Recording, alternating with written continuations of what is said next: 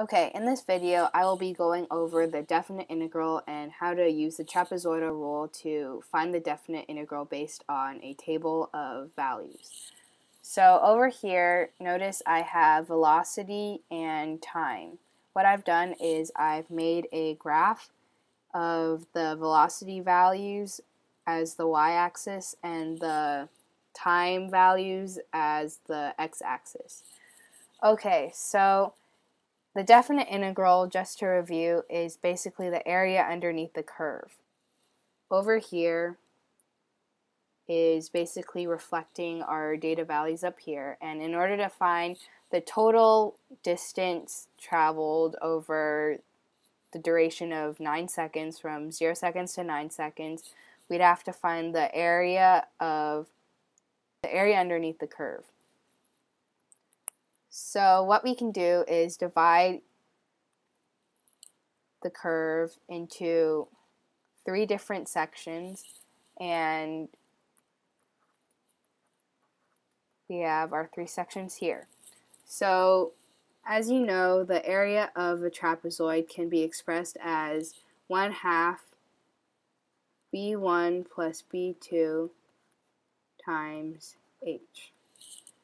So over here, notice that it's only a triangle. However, we can still use this same formula and get that the area 1/2 base 1, which would be 0, plus base 2 over here, and from our table we get that it's 12, and the height. Okay, so the interesting thing here is that the height of each of the trapezoids is different. We know that the height of this one is 3 because 3 minus 0 is equal to 3. And that would give us 18. Now for our second trapezoid, we'll do a similar thing.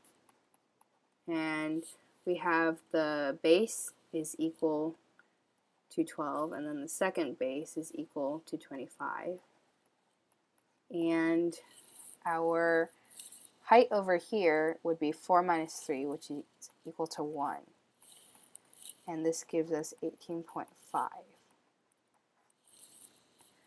And lastly, our third trapezoid, our biggest trapezoid, would be base equals to 25 plus this last base, which is equal to 20. And 9 minus 4 is equal to 5, which gives us an area of 112.5.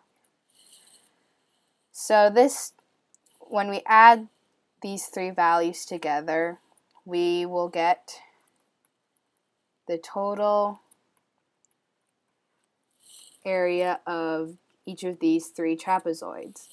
Notice how it's not perfect if we draw the actual lines for the trapezoids. So this means that this is only an approximation.